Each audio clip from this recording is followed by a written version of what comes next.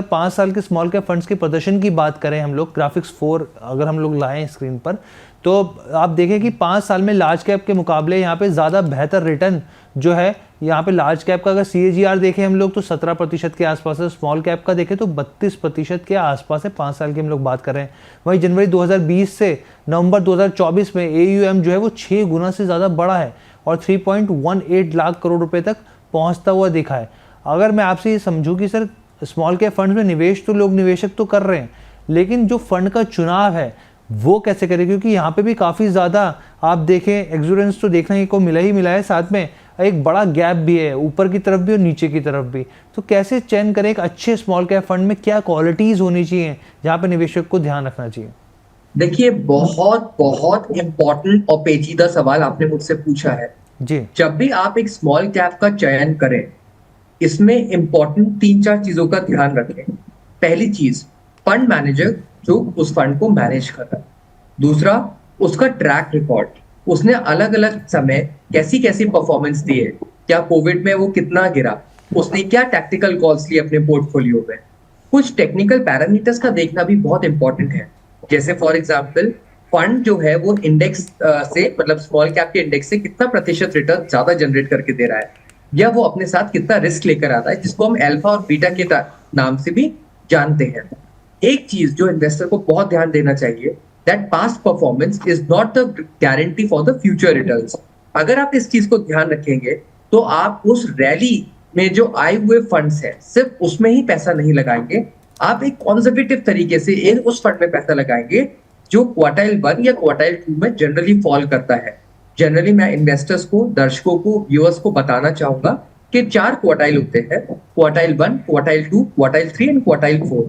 जब भी आप इन्वेस्ट करें तो आप क्वार्टाइल 1 या क्वार्टाइल 2 के किसी फंड के अंदर अगर आप इन्वेस्ट करेंगे तो आप देखेंगे कि उसमें जो एक रिस्क एसोसिएशन, जो हम सॉर्टेड रेशियो भी उसको बोलते हैं, वो थोड़ा कम होगा and at the same time returns भी ज्यादा आएंगे over a period of time. और जो सबसे ज्यादा इंपॉर्टेंट ये है कि आपका जो रिस्क है, जो आपका जो एक पोर्टफोलियो को ले डुबाने वाला जो एक स्थिति जब पैदा हो जाती है, वो भी बहुत कम हो जाएगी। बिल्कुल सर, बहुत अच्छे से समझाया आपने, एक्सप्लेन किया, और निवेशकों को ये जो सिद्धार्थ जी की टिप्स हैं उस पर ध्यान देना चाहिए कि कैसे आप एक अच्छा क्वालिटी स्मॉल कैप फंड चुन सकते हैं। अब एक सवाल मोहित यादव जी का है, लेकिन सर मैं मोहित यादव जी को बोलना चाहता हूँ कि मुझे लगता है कि बहुत पैसा है मोहित यादव जी के पास, रोज़ाना सवाल पूछते हैं और कहते हैं कि सर लमसम इन्वेस्टमेंट कहाँ करूँ मैं, इतना पैसा है, मतलब कि लमसम हमेशा वो पूछते हैं कि लमसम इन्वेस्टमेंट कहाँ किया जाए, कौन से फंड में किया जाए।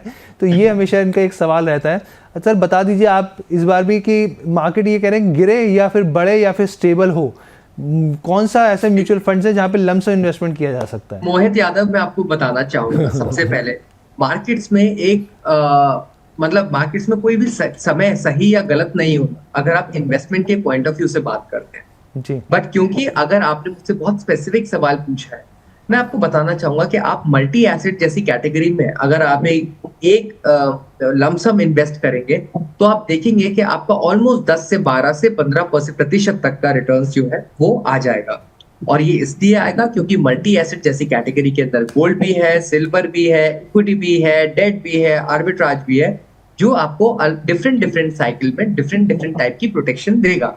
तो अगर आपको ये कंफ्यूजन है कि आप किस फंड के अंदर लमसम इन्वेस्ट करना चाहते हैं, तो मैं बोलूंगा कि multi asset as a category is a very good category, जो आपको रिटर्न्स भी देगा और रिस्क भी कम करके देगा। बिल्कुल सर। और यहाँ पे मैं प्रवीण गुप्ता जी, क्योंकि मेरे माता पिता की उम्र के, मैं माफ़ी चाहता हूँ आपसे सर, क्योंकि आपका सवाल जो है वो थोड़ा बेसिकली इंश्योरेंस के ऊपर है, तो हम लोग नहीं ले पाएंगे, लेकिन आगे जो हमारे शोज़ आएंगे इंश्योरेंस से जुड़े हुए, तो हम लोग पूरी कोशिश रहेगी उस दौरान हम लोग ऐड करेंगे आपके शो को और आपके सवाल को, और आपके सवाल का जवाब देने की पूरी कोशिश की जाएगी यहाँ पर। अब हम लोग जो सवाल ले रहे हैं, क्योंकि लगातार जो हमारे व्यूअर्स हैं उनके सवाल आ रहे हैं, तो ऐसे में SS यादव जी का सवाल आया है। एक बार हम लोग स्क्रीन पे फ्लैश करते हैं और आपको बताते हैं कि क्या इनका सवाल है और इन्होंने पूछा क्या है हमसे।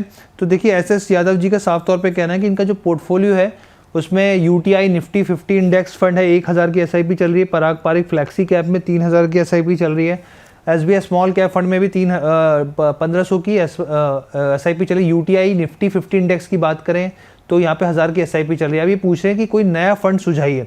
सर आपके हिसाब से SS यादव जी ने जो फंड चुने हैं, यूटीआई निफ्टी 50 इंडेक्स, पारंपरिक flexi cap, SBI small cap fund, आपके हिसाब से कौन सा नया फंड यहाँ पे सुझाया जा सकता है, बताया जा सकता है? और इसके साथ ही इन्होंने ये भी पूछा कि 3 एसआईपी चल रही है, 7,500 रुपये हर महीने निवेश किया जा रहा है। डीएसपी निफ्टी 50 इक्वल में इन्होंने करीब करीब 20,000 रुपये एक मुश्त निवेश किया हुआ है। और पूछे कि नए निवेश के लिए निफ्टी 50 और निफ्टी 50 इक्वल वेट में कौन सा फंड सही रहेगा? तो सर 2-3 सवाल हैं मिले जुले। एक तो क्या नया फंड आप सुझा सकते हैं? 7,500 रुपये के निवेश इनकी 3 एसआईपी चल रही हैं और इन्होंने लमसम भी डाला हुआ है। डीएसपी निफ्टी 50 इक्वल में करीब 20,000 का एक मुश्त निवेश किया है और साथ ही कह रहे हैं नए निवेश के लिए निफ्टी 50 और निफ्टी 50 इक्वल वेट में कौन सा फंड सही रहेगा? देखिए, मैं आपको यादव जी, मैं एक रामबाण देना चाहूंगा। अगर आपको ऐसा लगता है कि ज्यादा फंड्स को चूज करके आप रिटर्न्स को ज्यादा जनरेट कर लेंगे, तो वो एक गलत धारणा है। इस धारणा से दूर जाना बहुत जरूरी है आपको, आपके फ्यूचर को सिक्योर करने के लिए। जितने ज्यादा फंड्स होंगे उतना ही ट्रैक करना बहुत मुश्किल हो जाता है, और एक फंड जो है वो दूसरे फंड से काफी बार सिमिलर भी होता है। तो इट इज जस्ट लाइक कि आप 2 डिफरेंट फ्लेवर खरीद रहे हैं, 2 डिफरेंट चीज खरीद रहे हो, लेकिन उसका बेसिक सेम ही है। क्योंकि आपका लार्ज कैप, आपने एक फ्लेक्सी कैप और एक स्मॉल कैप बायस्ड फंड्स लिए हुए हैं, इससे आपका पोर्टफोलियो काफी बैलेंस्ड स्थिति में है। मैक्सिमम टू मैक्सिमम अगर आप कोई फंड इस समय ऐड कर सकते हैं तो वो एक मल्टी कैप ओरिएंटेड फंड है जो आप अपने पोर्टफोलियो के अंदर रख सकते हैं। हालांकि मैं इस अभी भी यही बोलूंगा कि आप अगर आपको एडिशनल फंड्स के साथ टॉप अप करना है तो आप इन्हीं फंड्स को रखिए और इसमें आप इन्वेस्ट कीजिए। जहां तक आपकी बात रही कि आपने जो सेकंड आपका सवाल है, आपको ये पता होना चाहिए कि उसकी कैरेक्टरिस्टिक्स क्या है। निफ्टी इंडेक्स फंड जो होता है वो डायरेक्टली निफ्टी को रेप्लिकेट करता है, और निफ्टी इक्वल इंडेक्स जो होता है उसमें जितने भी स्टॉक्स होते हैं वो इक्वल मात्रा में होते हैं।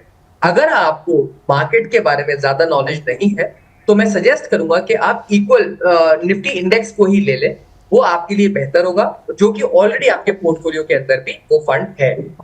ठीक है सर, आपने यहाँ पे क्लैरिटी दे दी यादव जी को और मुझे लगता है कोई कन्फ्यूजन यहाँ पर रहना नहीं चाहिए। अब एक और सवाल लेते हैं। एम के राज जी का सवाल है यहाँ पर, और इनका कहना है कि मेरी 35,000 रुपये महीने की 9 एसआईपी चल रही हैं, 19 साल तक निवेश ये करना चाहते हैं, क्या 10 करोड़ रुपए जोड़ने का लक्ष्य पूरा हो पाएगा? प्लीज़ मेरे पोर्टफोलियो को रिव्यू कर दीजिए। तो अब 19 साल ये निवेश करना चाह रहे हैं, 10 करोड़ का कॉर्पस तैयार करना चाह रहे हैं। देखिए, पारंपरिक फ्लैक्सी कैप पे इनकी 6,000 की एसआईपी चल रही है, निफ्टी 500 मोमेंटम फंड में 5,000 रुपये की एसआईपी चल रही है, मोतीलाल ओसवाल मिड कैप में 5,000 की SIP, Nippon India growth fund में 3,000 की एसआईपी चल रही है। उसके अलावा कौन कौन से फंड्स हैं इनके पोर्टफोलियो में? HDFC mid cap fund 3,000, Edelweiss mid cap में 3,000, निपॉन इंडिया स्मॉल कैप में 3,000, एचडीएफसी स्मॉल कैप में 4,000। यहाँ पर इन्होंने जो एम के राज जी हैं उनके पोर्टफोलियो में यहाँ पर ये आपके सामने जितने जितने रुपए की एसआईपी चल रही हैं। अब एक रह गया यहाँ पे स्मॉल कैप, एसबीआई का स्मॉल कैप फंड, यहाँ पे भी 3,000 की एसआईपी चल रही है। अब सर ये बताइए 10 करोड़ रुपए का कॉर्पस जुड़ पाएगा इनका? टोटल एसआईपी जो है वो कितनी है, टोटल अमाउंट कितना है आपका? अच्छा, टोटल अमाउंट की बात कर रहे हैं आप, तो सर मैं एक बार बता देता हूँ आपको। तो देखिए यहाँ पे एम के राज जी की अगर हम पोर्टफोलियो की बात करें तो सर 35,000 रुपये की महीने की 9 एसआईपी चल रही है, 35,000 रुपये, और 19 साल तक ये निवेश करना चाह रहे हैं सर।